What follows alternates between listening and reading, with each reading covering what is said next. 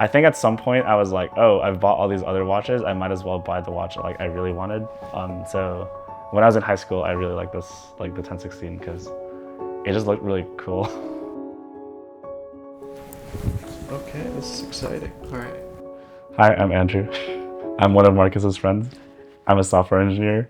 I also cycle through hobbies a lot, which is kind of my thing, but I also collect watches. Oh, I feel kind of grounded when I look at it. It's very low key, and I guess I've just like been through a lot with it. So I go surfing in it. I've like climbed outdoors with it. I've like hiked really dangerous terrain with it. I guess people don't really like using their vintage watches like that, but I feel like it's an Explorer, so you have to explore with it.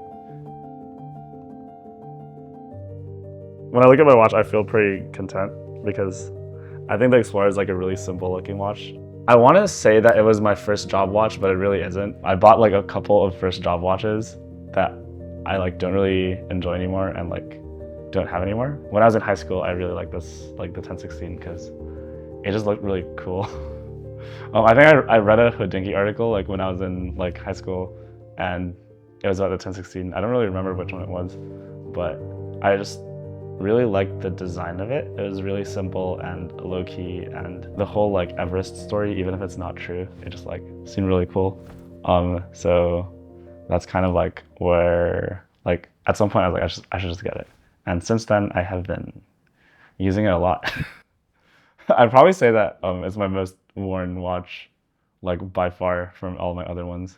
It had a service, and it had a service like the day right after I was born, where they replaced the dial with another tritium dial. So all the yellowing in this dial is like consistent with my age, I guess. Yeah, I actually can't imagine. I can't imagine like not having a 1016 in my collection. Mostly because it's really versatile, and I've had a really easy time like wearing it with whatever I'm wearing. Yeah, whenever I like go do anything that's like even remotely explory, I like try to wear this. I guess there was this hike in Hawaii that I did that I honestly didn't want to do originally, um, and like basically it's like to describe, it's a passage that's maybe like 2 feet across, maybe 1 foot across, and it's like a ravine on both sides. And I think I was like particularly scared during like one of the down climbs. So on top of it being like particularly dangerous, you have to like climb up and down like 3 ridges. And yeah, I think at some point I was like, wow, I could slip and fall, but I'm glad I have my watch with me. So why don't you tell me a bit about the other watches that you have here today? Yeah, And yeah, why do you have more than one watch?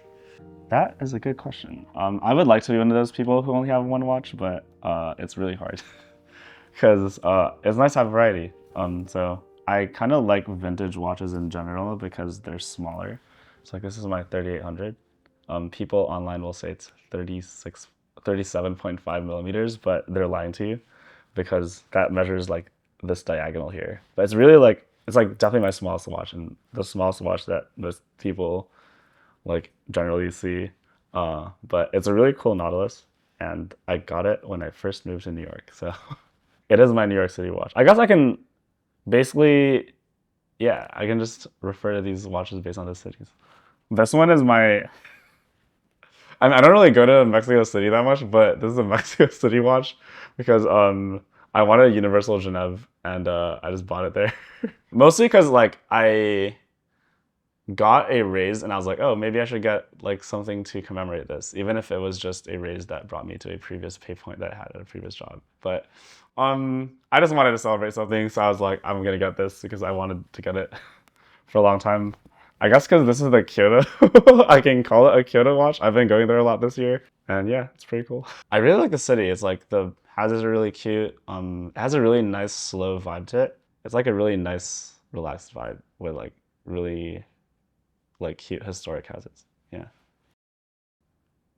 At some point I had a very maximalist approach to collecting in which I would just buy things that I liked. But I think I'm the type of person to not enjoy, like if I own things and I don't really use them, and this applies like more than just watches, it's like literally anything, I'm like, oh, if it's in my closet, it like kind of takes up my like headspace.